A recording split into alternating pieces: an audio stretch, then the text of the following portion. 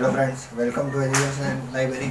Education library में आपका हार्दिक स्वागत है। हम बाल विकास का आज 23वां टॉपिक पढ़ रहे हैं। 23वें टॉपिक में हमने सबसे पहले यहाँ पर जो टॉपिक का नाम दिया गया अधिगम में योगदान देने वाले कारक।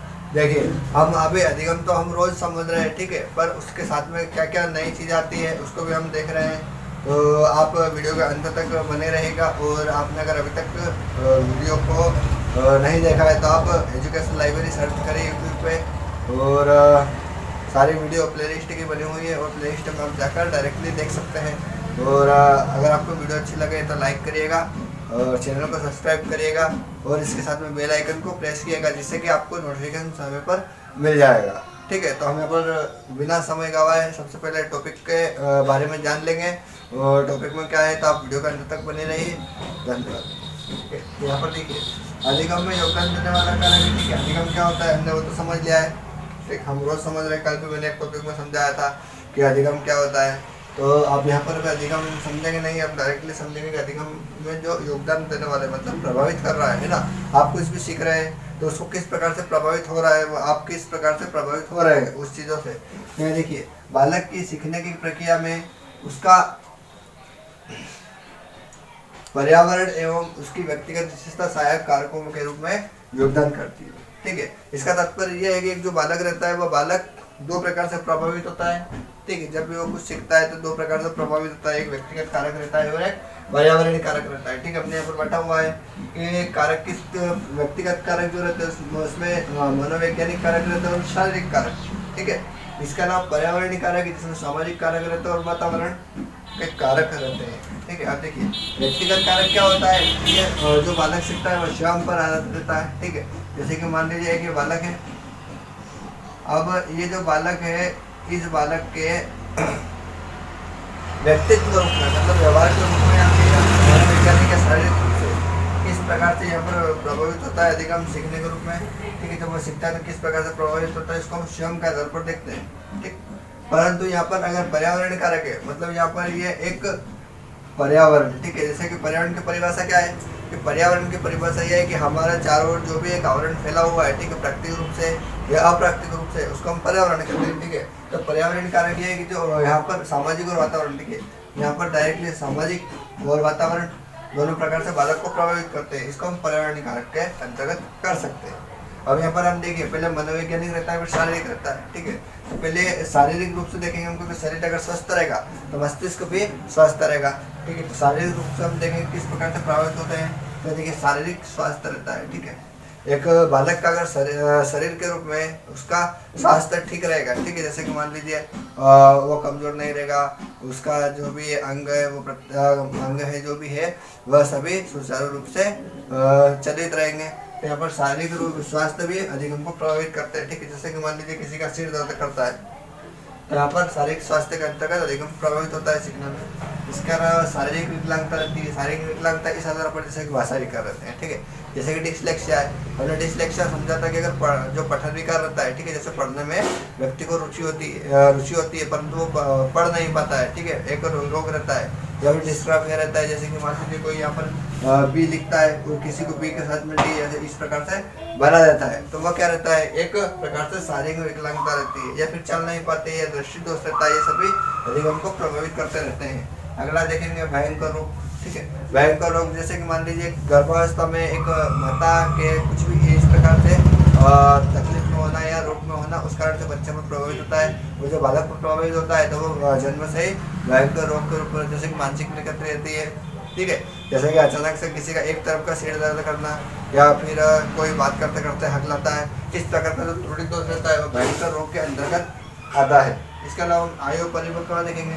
ठीक है, जैसे कि जो अधिगम रहता है वो आयु भी प्रभावित करते हैं, परिपक्वता भी आधारित करती है। ठीक है, ये किस प्रकार से करती है देखिए, जैसे कि मान लीजिए यहाँ पर एक 10 वर्ष का बालक है और एक 5 वर्ष का बालक है। ठीक, यहाँ अगर मैंने बोला आपको कि 10 वर्ष का जो बालक है वह साइकिल तेजी से चला लेता है, ठीक है ना, और यहाँ पर जो 5 वर्ष का बालक है वह साइकिल हाथ से चलाता है। ठीक, अब इन दोनों में क्या अंतर है, इन दोनों में यह अंतर है कि जो वह साइकिल तेजी से चला रहा है तो वो परिपक्व हो गया है, आयु के अनुसार परिपक्व हो गया है। परंतु जो 5 वर्ष का बालक है वह अभी उसकी आयु छोटी है और वह एक परिपक्व नहीं हो पाया है, जिस कारण से वह सीख नहीं पाया है। ठीक है, इस आधार पर अधिगम भी प्रभावित होता रहता है। ये हमने शारीरिक कारक देखे थे। अभी अगले पेज पे देखेंगे हम। पहले हमने व्यक्तिगत कारक के बारे में देखा था। ठीक है, व्यक्तिगत कारक के अंतर्गत हमने शारीरिक कारक देखे थे और शारीरिक कारक के बाद में मनोवैज्ञानिक कारक देखेंगे। ठीक है, जैसे कि अगर मान लीजिए एक जो बालक रहता है उसका जैसे कि शरीर है, ठीक, और ये बालक बना हुआ है और ये बालक जो है इस बालक का शरीर इस प्रकार से है। ठीक है, और अब ये स्वस्थ है। ठीक, शारीरिक रूप में हमने देख लिया ये स्वस्थ है। परंतु यहाँ पर मनोवैज्ञानिक कारण जैसे कि जो मानसिक क्रिया रहती है, ठीक है, ये मानसिक क्रिया रहती है, इस आधार पर किस प्रकार से प्रभावित होता है हम देखेंगे। देखिए, जैसे प्रक्रिया की प्रभावशीलता रहती है। ठीक है, जैसे कि मान लीजिए कोई भी बालक सीख रहा है ना, जब सीख रहा है तो उसकी जो प्रक्रिया रहती है वह भी उसको प्रभावित करती है ना, बालक को प्रभावित करती है। इसके अलावा उचित प्रतिक्रिया चयन की बात कर रहे हैं, तो जो उचित प्रतिक्रिया चयन यह है कि जैसे कि मान लीजिए आपके सामने एक पानी का गिलास रखा हुआ है, आपके सामने एक पानी का गिलास रखा हुआ है। अब आपको बोल दिया है कि आप ये पानी पीजिए। ठीक, तो आप वह सीख रहे हैं एक प्रकार से।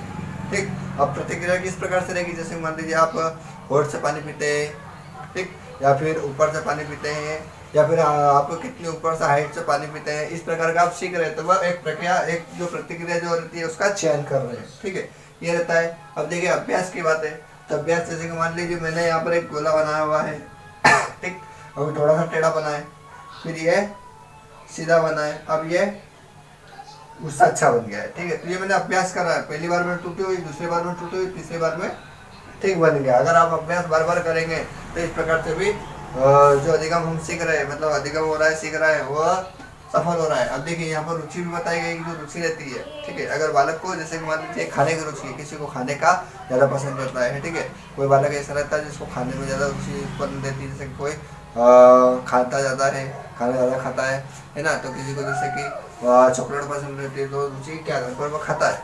इसके अलावा यहाँ पर देखिए लक्ष्य निर्धारण है। ठीक है, आपको जैसे कि लक्ष्य निर्धारण इस प्रकार से देखेंगे हम कि जैसे कि आप सीख रहे हैं। ठीक है, जैसे कि मान लीजिए आपने 10th तक की परीक्षा की तैयारी कर रहे हैं। ठीक है, आपका लक्ष्य निर्धारण क्या है कि आपको 10th पास करना है। ठीक है, ये आपको पास करना है, तो आपने लक्ष्य निर्धारण कर लिया है। ठीक है, तो आप इसके लिए आप सीख रहे हैं, मेहनत कर रहे हैं, तो वह भी अधिगम को प्रभावित कर रहा है। इसके बाद में उपयोगिता रहती है। ठीक है, जैसे कि मतलब आप कुछ सीख रहे हैं तो सीखने के साथ में आपको एकाग्र होना जरूरी है, रुचि भी होना जरूरी है, ध्यान भी होना जरूरी है। इस प्रकार से जो रहता है वह उपयोगिता के अंतर्गत आता है। इसके अलावा देखेंगे प्रेरक की उपस्थिति। ठीक है, जब जैसे कि मान लीजिए जो प्रेरक रहता है, सीखने वाला उपस्थित रहता है, तो वो उपस्थित रहना भी जरूरी रहता है। इस प्रकार से अधिगम को प्रभावित होता है या योगदान भी देता है। इस प्रकार से कारक जो रहता है वो योगदान भी देता है। हमने इससे पहले जो पिछला पेज था उस पर हमने व्यक्तिगत कारक के अंदर मनोवैज्ञानिक और शारीरिक कारक समझे थे। अब यहाँ पर हम वातावरण जो कारक रहता है उसके अंदर सामाजिक और एक वातावरण कारक जो पर्यावरण कारक रहता है वह समझेंगे। तो सबसे पहले हम सामाजिक कारक क्या होता है उसको देखेंगे। हम देखिए, जब एक बालक रहता है और वो कुछ सीखता है। ठीक है, जैसे मान लो हम यहाँ पर बालक का उदाहरण इसलिए दे रहे हैं कि अगर आपने अपने आप को जैसे कि मान लीजिए आप जो भी समझ रहे हैं, ठीक है, बाल विकास आप अगर आप समझ रहे हैं, पढ़ रहे हैं, तो खुद को एक बालक समझिए। ठीक है, उस आधार पर ज़्यादा आप जितना भी अच्छे से आप अपने आप को बालक समझेंगे, उस आधार पर आप तर्क करके रखेंगे, समझेंगे, तो आपको ज़्यादा अच्छा समझ आएगा। तो हम यहाँ पर बालक को इसीलिए रख रहे हैं बार बार, जैसे कि हमने अभी पहले व्यक्तिगत कारक को समझा था। ठीक है, अब यहाँ पर हम वातावरण कारक के अंदर सामाजिक कारक समझ रहे हैं। तो ठीक है, जैसे कि मान लीजिए एक बालक है, अब ये समाज है। ठीक, अब जो बालक सीख रहा है तो ये बालक देखिए शिक्षित समाज की बात हो रही है, तो ये एक समाज है, समाज का आवरण है। तो यहाँ पर जो समाज है अगर ये शिक्षित रहेगा, ठीक है, अगर ये पढ़ा लिखा रहेगा, तो ये जो बालक सीख रहा है इसको भी इससे फायदा मिलेगा, वो भी सीखेगा। जैसे कि मान लीजिए बालक में संस्कृत, अगर समाज में संस्कृत पढ़ना अच्छे से आती है, ठीक है, जैसे कि अधिकतर लोग जो रहते हैं वो संस्कृत भाषा अच्छे से पढ़ते हैं, तो बालक जो सीख रहा है तो वहाँ पर संस्कृत भाषा का प्रभाव पड़ेगा और वह सीखने में रुचि उत्पन्न करेगा। इसके अलावा यहाँ पर देखिए, यहाँ पर समाज की जो आर्थिक स्थिति, अगर समाज की आर्थिक स्थिति अगर अच्छी रहेगी, ठीक है, अच्छी गतिविधियाँ करवाएंगे, कार्यक्रम करवाएंगे, बच्चों को आगे बढ़ाएंगे, तो उस आधार पर भी बालक अच्छे से सीखेंगे। इसके बाद सामाजिक सहानुभूति रहती है। जैसे कि मान लीजिए कोई बालक रहता है और जैसे कि मान लीजिए थोड़ी देर के लिए एक समाज है, ठीक है, एक समाज है यहाँ पर। अब इसका एक जो बालक है, यह बालक अच्छा नृत्य करता है, ठीक है, नृत्य करता है। अब ये ऑडिशन दे देता है, कहाँ पर, डांस इंडिया डांस में, ठीक है। ये डांस इंडिया डांस में ऑडिशन दे देता है और ये जब टीवी पे आता है तो जो समाज के लोग रहते हैं बस सहानुभूति प्रकट करते हैं, तो बालक का उससे उत्साह बढ़ता है और बालक जो सीख रहा है उसमें और परिपक्वता आती है या फिर वो और अच्छे से कर सकता है। इसके अलावा समाज का स्वरूप रहेगा, ठीक है। समाज जो रहता है वो बहुत बड़े स्तर पर रहता है, ठीक है, पर उनकी विभिन्न प्रकार की शाखाएं रहती है। जैसे कि मान लीजिए एक समाज है, ठीक है, जैसे कि एक समाज, जैसे कि यहाँ पर मान लीजिए एक ए समाज है, ठीक, और ए के अंदर 4 शाखा दी गई है और उसके अंदर भी 2-2 शाखा दी गई है, ठीक, और इसके अंदर भी फिर 2-2 दी गई है। तो ये जो शाखा है ये बढ़ रही है, ठीक है। तो ये एक स्वरूप रहता है, समाज का जितना अच्छा स्वरूप बढ़ा रहेगा उतना अच्छा बालक उसको सीख सकता है, ठीक है। अगला पॉइंट देखें सामाजिक नियम का प्रभाव, ठीक है। समाज में कुछ परंपराएं रहती है, कुछ नियम रहते हैं, कायदे रहते हैं, ठीक है। जैसे मान लीजिए एक समाज रहती है उसके अंदर ही विवाह का होना, ठीक है। जैसे कि मान लीजिए यहाँ पर एक ए है और एक बी है, ठीक है।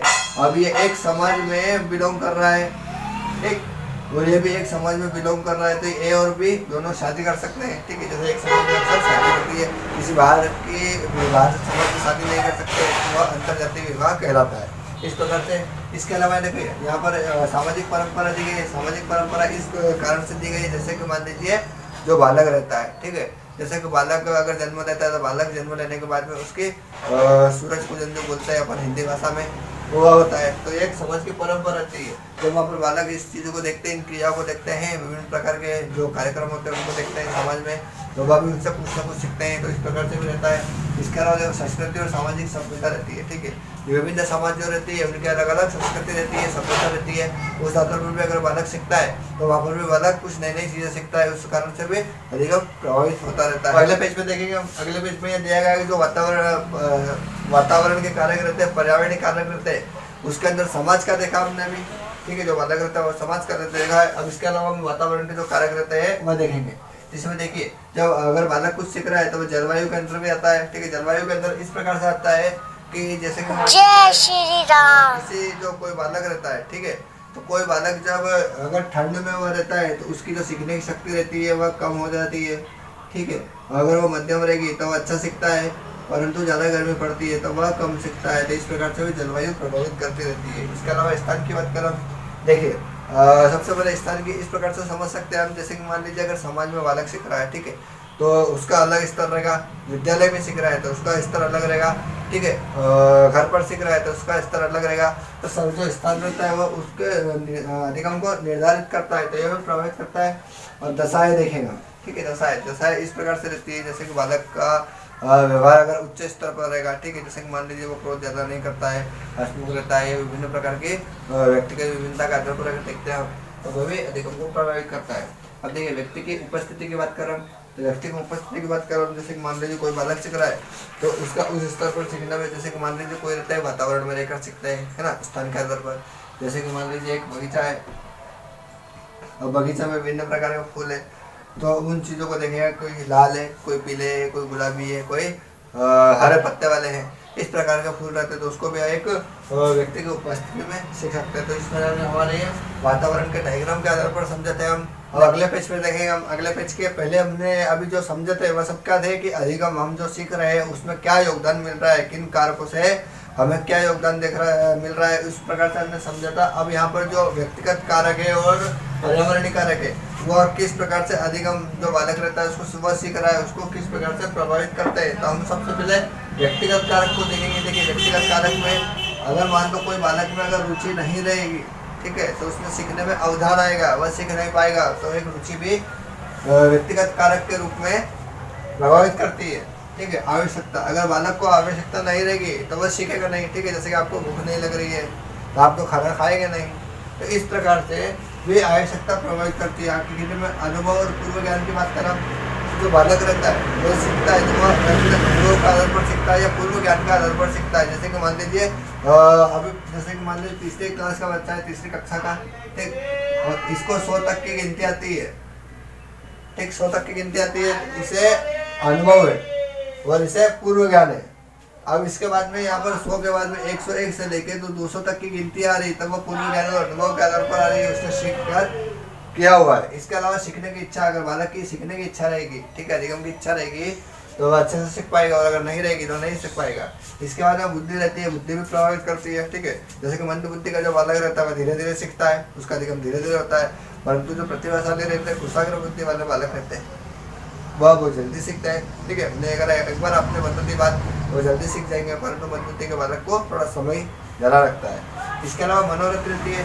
अब मनोवृत्ति भी अधिगम को प्रभावित करती है। वह इस प्रकार से प्रभावित करती है कि जैसे कि मान लीजिए कि अभी हमने बुद्धि का समझा, तो उस आधार पर मनोवृत्ति भी प्रकार से प्रभावित कर सकती है। इसके अलावा जिनके अच्छा, ठीक है, अगर उसकी आदतें जैसे घर में पढ़ रहे हैं, अध्यापन कर रहे हैं, अगर उनकी आदतें अच्छी रहेगी, ठीक है, जैसे कि ज़्यादा गलती नहीं करना, या फिर लिपि के अंतर्गत है, या फिर जो भी चीज़ प्रकार से रहता है वह भी आदत के अनुसार रहता है। इसके बाद योग्यता और क्षमता, ठीक है, जैसे कि मान लीजिए जो बालक रहते हैं वो बुद्धि या मानसिक विकास के आधार पर रहता है, ठीक है। जैसे कि मान लीजिए हमें 5वीं क्लास का बच्चा है, अब यह इस कक्षा के आधार पर अगर कार्य कर रहा है, उसकी क्षमता है, योग्यता है, तो इस आधार पर वो सीख जाएगा। तो इस आधार पर प्रभावित करता है अपनी की आयु भी बालक को प्रभावित करती है। जैसे कि हमने समझा था कि 5 वर्ष का जो बालक रहेगा, ठीक है, वो जो 10 वर्ष का बालक रहेगा, अब आप 5 वर्ष के बालक को बोलेंगे कि आप साइकिल चला नहीं है, साइकिल नहीं चला पाएगा, परंतु 10 वर्ष का वो जो बालक रहेगा वह साइकिल चला लेगा, उसको परिपक्वता आ जाती है, वह सीख लेता है। इस आधार पर भी प्रभावित होता है। देखिए शारीरिक कारक होते हैं। अब जो शारीरिक कारक रहते हैं वो किस प्रकार से ज्ञानेंद्रिय रहती है, ठीक है। ज्ञानेंद्रिय जैसे कि जीभ है, दंत है, होठ है, हाथ है, मुंह है, सिर है, आँख है, जो भी है, कान है, इस प्रकार से ज्ञानेंद्रिय रहती है, वह भी प्रभावित होती रहती है। इसके अलावा हम देखेंगे परिपक्वता इस आधार पर रहती है। जैसे कि मान लीजिए कोई किसी को परिपक्वता जल्दी आ जाती है, किसी को देर से आती है, ठीक है। जैसे कि लड़कियां रहती है, लड़की को भाषा विकास में किशोरावस्था में, बाल्यावस्था में, शैशवावस्था में जल्दी भाषा विकास का जो सीखना रहता है वो जल्दी हो जाता है। जैसे कि मान लीजिए एक 10 महीने का बच्चा है, ठीक है, बालक है, उसको भाषा विकास में पढ़ने की स्थिति या बोलने की स्थिति, ठीक है, बोल रहा है, तो उसको धीरे धीरे हो रहा है, ठीक है। और इसके अलावा अगर मान लीजिए 9 महीने की बालिका है, तो ये बोल पा रही है, ठीक है, यहाँ पर परिपक्वता जल्दी आ जाती है। देखिए ध्यान है यहाँ पर, तो जैसे कि अभी हमने ध्यान समझा था कि जो बालक रहता है वो अगर ध्यान देगा किसी भी टॉपिक पर, जैसे कि मान लीजिए मैं आपको पढ़ा रहा हूँ, आप ध्यान दे रहे हैं तो आप सीख रहे हैं, अगर ध्यान नहीं दे पाएंगे तो आप सीख नहीं पाएंगे, अधिगम नहीं होगा आपका। इसके अलावा मानसिक स्वास्थ्य अगर किसी बालक का अच्छा रहेगा तो वो भी सीखने में अच्छा रहेगा, ठीक है। मानसिक स्वास्थ्य अगर खराब रहेगा, कुछ अगर परेशानी रहेगी, मनोविकार रहेगा, तो बालक का अधिगम नहीं हो पाएगा। अभी हमने व्यक्तिगत कारक देखा था, इसी आधार पर हम पर्यावरणीय कारक देखेंगे, ठीक है। तो पर्यावरणीय कारक में क्या है, जैसे परिवार रहता है, ठीक है, अगर किसी बालक का जो परिवार रहता है अगर अच्छा रहेगा तो बालक भी अच्छी चीज़ें सीख पाएगा। अगर जैसे किसी परिवार में कुछ परेशानी रहती है या कुछ ऐसी परेशानी रहती है जिससे बालक का अधिगम नहीं हो पाता है। इसके अलावा समाज देखेंगे हम, देखिए समाज भी अच्छे और बुरे प्रकार से रहते हैं, किसी की परंपराएं खराब रहती है, किसी की अच्छी रहती है, ठीक है। जैसे कि मान लीजिए किसी में ऐसी प्रथाएं चलती है जिससे कि बालकों को सीखने में वैसे ही जैसे बालक को देख रहा है वैसा को वैसा सीख रहा है। अगर अच्छी प्रथाएं रहेगी, परंपराएं रहेगी तो वह सीख जाएगा, और अगर पूरी परंपराएं अच्छी रहेगी तो इस आधार पर भी। क्या अलावा देखेंगे हम पास पड़ोस देखो, पड़ोस क्या रहता है कि एक बालक जो रहता है वह सीखता है, तो पास उसका पड़ोस भी विभिन्न रूप से, जैसे कि मान लो पड़ोस में अगर कोई बालक गाली देता है तो जो बालक रहता है वह भी गाली सीख लेता है, इस आधार पर भी प्रभावित होता रहता है। इसके अलावा देखिए मित्र और खेल, जो बालक का सबसे ज़्यादा विकास होता है तो माता पिता के बाद में खेल में या मित्र के आधार पर होता है। सबसे ज़्यादा अगर बालक सीखता है तो वह मित्र और खेल के आधार पर सीखता है। अगर बालक अगर अच्छा खेलेंगे या अच्छा कुछ करेंगे तो अच्छा सीखेगा, अगर बुरा करेंगे तो बुरा सीखेगा, इस आधार पर प्रभावित होता है। इसके बाद स्वस्थ प्रतियोगिता भी होती है, ठीक है। स्वस्थ प्रतियोगिता का तात्पर्य यह है कि अगर बालक सीख रहा है, ठीक है, इसका अधिगम हो रहा है, तो स्वस्थ रूप से अगर प्रतियोगिता हो रही है, स्वस्थ प्रकार के कार्यक्रम हो रहे हैं तो वहाँ पर बालक सीखेगा, ठीक है। इसके अलावा पर्यावरण दशाएं भी देखी गई थी हमने, इसलिए पर्यावरण दशा में क्या होता है कि एक जो दशाएं रहती है उसमें अगर बालक सीख रहा है, अगर अच्छे प्रकार से कर रहा है तो वो भी प्रभावित होगा। इसके अलावा नहीं कर रहा है तो प्रभावित उसके विपरीत जाएगा। इसके अलावा हम देखेंगे प्रेरणा। अगर जैसे कि मान लीजिए आप 5वीं क्लास के बच्चों को पढ़ा रहे हैं, ठीक है, 5वीं क्लास के बच्चों को पढ़ा रहे हैं, आपने उनको प्रेरणा है, ठीक है। किस प्रकार की प्रेरणा है कि उनको पढ़ते भी आना चाहिए और बोलते भी आना चाहिए। अगर दोनों रहेंगे वो लिखते भी आना चाहिए, अगर तीनों रहेंगे तो वह परीक्षा में अच्छी प्रकार से लिख सकते हैं। तो इस प्रकार की प्रेरणा भी वो सकारात्मक रूप से रहना चाहिए। अब देखिए शिक्षण अधिगम सहायक सामग्री होना चाहिए, ठीक है। जैसे कि मान लीजिए आपने शिक्षण सहायक सामग्री गणित के पेडोलॉजी में पढ़ ली है, अगर आपको वहाँ देखना है अच्छे से तो आप वहाँ पर जाकर प्ले लिस्ट में जाकर आप अच्छे से देख सकते हैं, ठीक है। इसके अलावा सहगामी क्रियाएं भी रहती है और संचार माध्यम भी रहता है, ठीक है। इसके अलावा हम यहाँ देखेंगे विद्यालय जो परिवेश है, एक विद्यालय का जो वातावरण रहता है वह भी अधिगम या फिर जो सीख रहा है बालक उसको भी प्रभावित करता है।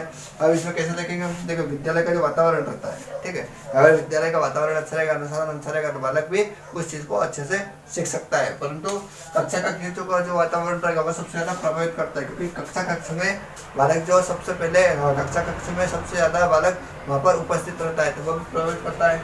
इसके अलावा पाठ्य वस्तु की प्रगति, ठीक है, पाठ्य वस्तु की अगर प्रगति अगर लचीली होगी, अच्छी रहेगी, बालकों के मानसिक योग्यता का आधार पर रहेगी तो बालक उसको जल्दी ग्रहण करता है। और अगर ज़्यादा कठोर रहती है, ज़्यादा विपरीत रहती है तो बालक का अधिगम नहीं हो पाता है। इसके अलावा देखेंगे हम अधिगम की जो विधि रहती है, अधिगम की विधि इस प्रकार से रहती है जैसे किसी बालक के स्थिति ऐसी रहती है कि बालक रुक रुक के सीखता है, किसी बालक की ऐसी रहती है कि पहले सरल चीज़ों को सीख लेता है, उसके बाद जटिल चीज़ों को सीखता है। इस प्रकार से अधिगम अलग अलग होता है, ठीक है। इसके अलावा देखेंगे हम शिक्षण अधिगम प्रक्रिया जो रहती है वो किस प्रकार से रहती है। शिक्षण अधिगम प्रक्रिया हमने देखी हुई है गणित में, पेडोलॉजी के अंदर प्ले लिस्ट में बनी हुई है, टॉपिक बना हुआ है पूरा, जाकर आप देख सकते हैं। शिक्षण अधिगम प्रक्रिया इस प्रकार से जैसे कोई उदाहरण देख कर सीखता है, कोई नियम के आधार पर सीखता है, कोई टुकड़ा करके सीखता है, कोई जोड़ कर सीखता है। इस प्रकार से अलग अलग प्रकार की विधियाँ रहती है।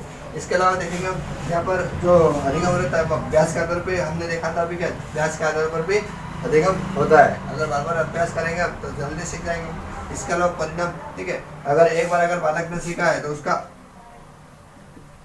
परिणाम ओके हुआ है तो बालक उसके बाद में दूसरी चीजें वापस से सीख सकता है। इसका प्रदर्शनी रहती है, प्रदर्शनी शिविर इस प्रकार से रहते हैं कि जो बालक सीख रहे हैं उसका प्रदर्शन कर रहे हैं, ठीक है, उसका शिविर हो रहा है, मेला लग रहा है, ठीक है, या फिर सामूहिक विचार विमर्श हो रहा है, ठीक है। जैसे कि अगर मान लीजिए अधिगम होता है तो अधिगम में जैसे कि वाद विवाद जो रहता है, तर्क वितर्क रहते हैं, उस आधार पर भी बालक का अधिगम एक सकारात्मक रूप से या अच्छे रूप से हो सकता है। तो इस प्रकार का हमने यहाँ पर पर्यावरणीय कारक देखा था और व्यक्तिगत कारक देखे थे। तो ये हमारा आज का टॉपिक था। आप प्रैक्टिस, अब हम प्रैक्टिस सेट देख रहे हैं। 2300 टॉपिक के अंतर्गत प्रैक्टिस सेट है। आपको अगर वीडियो अच्छी लगे तो आप लाइक करिएगा, शेयर करिएगा और चैनल को सब्सक्राइब जरूर करिएगा, ठीक है। तो यहाँ पर हम प्रश्न देख रहे हैं। प्रश्न में बताया गया है, पहला प्रश्न है हमारा जिसमें कहा है कि आपकी कक्षा जो है, ठीक है, एक छात्र क्या करता है, गुटखा या सुपारी खाकर कक्षा में आता है, ठीक है। जैसे कि मान लीजिए आपके विद्यालय में एक जो बालक रहता है वह कुछ ऐसी नशीली चीज़ें खाकर आता है, आप निम्न में से क्या हरकत करेंगे और जिम्मेदार मानेंगे, ठीक है। इस हरकत का जिम्मेदार किसे मानेंगे आप, ठीक है। देखिए उसकी अंत इच्छा है, ठीक है, मतलब उसका आंतरिक इच्छा है, वो अपने आधार पर खाता है। अब देखिए अगला है उसका सामाजिक वातावरण है, उसके आपका प्रति द्वेष है, ठीक है। तो देखिए सी काट लेंगे हम और ए काट लेंगे, क्योंकि स्वयं के आधार पर कोई भी बालक इस प्रकार से नहीं कर सकता है। अब देखिए कक्षा में स्वयं को सबसे अलग दिखाने का तरीका है तो यह भी नहीं रहता है, कोई बालक से दिखाने का इस तरीका नहीं रहता है। तो राइट आंसर हम उसका सामाजिक वातावरण मानेंगे, क्योंकि जो सामाजिक वातावरण रहता है उसमें क्या रहता है कि बालक सीख कर देखता है। अगर कोई बालक अगर गुटखा खा रहा है, तंबाकू खा रहा है, नशीली चीज़ का ग्रहण कर रहा है तो वहाँ पर भी बालक इस प्रकार से वो उसका अनुकरण करके करता है। अब देखिए बच्चों का मस्तिष्क साफ स्लेट की तरह होता है जिस पर समाज जो चाहे लिख सकता है, ठीक है। एक कथन है, अब कथन किसने दिया हुआ है, देखिए मस्तिष्क साफ स्लेट है तो वह समाज जो चाहे लिख सकता है। देखिए स्किनर बताया है, जीन पियाजे बताया है, लॉक जे बताया है और जीबी वर्सन ने बताया है। तो यहाँ पर सही आंसर कौन सा हो जाएगा, तो सही आंसर यहाँ पे हमारा हो जाएगा करीब लॉक ने, ठीक है, लॉक ने बताया था। देखिए इसको याद कैसे करना है, जैसे मस्तिष्क रहता है साफ स्लेट रहती है, अगर आप कुछ लिखेंगे तो वो लॉक हो जाएगी, ठीक है, लॉक हो जाएगी। तो लॉक जैसे आप याद रख सकते हैं, ठीक है। इसके अलावा देखेंगे हम अगला प्रश्न बताया कि प्राकृतिक पर्यावरण का प्रभाव अधिगम की दशा को प्रत्यक्ष रूप से प्रभावित करता है, ठीक है। जैसे जो प्राकृतिक पर्यावरण रहता है उसका जो प्रभाव रहता है अधिगम को किस प्रकार से प्रत्यक्ष रूप से मतलब सीधे तौर पर प्रभावित करता है। देखिए सबसे पहले हम उपरोक्त नमूने से काटेंगे, है ना। अब देखिए जलवायु तथा वायुमंडलीय दशा का योग का प्रभाव बालकों की मानसिक क्षमता को प्रभावित नहीं करता है, ठीक है। तो यहाँ पर अगला देख लेंगे हम, अधिक ताप तथा आर्द्रता बालकों को मानसिक क्षमता के विकास का द्योतक है। अगला जलवायु तथा वायुमंडलीय दशा का योग बालक की बौद्धिक निष्पत्ति तथा सृजनशीलता पर गहरा प्रभाव डालते हैं, ठीक है। तो यहाँ पर हमारा इसका आंसर यहाँ पर ए वाला हो जाएगा। ए वाला इसलिए होएगा क्योंकि जलवायु और वायुमंडल जो दशा रहती है उसका योग बालक के बौद्धिक तथा सृजनशीलता, ठीक है, उस आधार पर प्रभावित करती है। अगला प्रश्न देखेंगे। अगला प्रश्न दिखाया गया है यहाँ पर, अधिगम को प्रभावित करने वाला शिक्षक से संबंधित कारक नहीं है। ठीक है, देखो शिक्षक की बात हो रही है ना, तो ऐसा कौन सा कारक है जो प्रभावित नहीं कर रहा है अधिगम को? देखो विषय का ज्ञान, तो विषय का ज्ञान जो भी जरूरी है, मनोविज्ञान की ज्ञान भी होना जरूरी है, अब व्यक्तिगत भेदों का ज्ञान होना चाहिए, ठीक है, परंतु अनुशासनहीनता नहीं होना चाहिए। ठीक है, अनुशासनहीनता शिक्षक से कैसे प्रभावित होगा? ठीक है, तो हमारा यहाँ पर ए वाला आंसर सही हो जाएगा, डी वाला क्यों होगा? क्योंकि नहीं की बात कही है। अब अगला प्रश्न देखेंगे। अगला प्रश्न में बताया गया है कि मानसिक गणना को प्रयोगात्मक ढंग से निष्पादित करके समस्याओं का समाधान करना है। ठीक है, कथन किस प्रकार से? देखिए क्या लिखा है कि जो मानसिक गणना रहती है उसको प्रयोग करने के बाद में समस्या का समाधान करना है। तो क्या रहेगा? स्मृति कौशल रहेगा, रुचि रहेगी, प्रत्यक्षकरण रहेगा, शारीरिक क्रियाशीलता रहेगा। ठीक है, तो हमारे यहाँ पर आंसर स्मृति कौशल हो जाएगा। ठीक है, अगला प्रश्न देखेंगे हम। अगला प्रश्न दिया गया है यहाँ पर कि विद्यालय का वातावरण उस उद्यान की भांति है जिसमें ऐसे वातावरण का निर्माण होता है जहाँ बालक की शक्तियों का स्वाभाविक विकास हो सके। यह मत किसका है? यह मत है फ्रॉबेल का। फ्रॉबेल का क्यों रहेगा? क्योंकि फ्रॉबेल ने किंडरगार्टन पद्धति के बारे में बताया गया है। ठीक है, किंडरगार्टन में उन्होंने क्या कहा है कि जो बालक रहते हैं वो फूल की भांति रहते हैं। ठीक है, अगर उद्यान की बात होती है या फूल की बात होती है, ठीक है, तो वहाँ पर हमारा फ्रॉबेल आ सकता है। ठीक है, ऐसा कथन में। तो यहाँ पर इस प्रकार का हमारे आज के क्वेश्चन, अगर आपको वीडियो अच्छी लगी हो तो आप लाइक करिएगा, शेयर करिएगा, सब्सक्राइब जरूर कीजिएगा।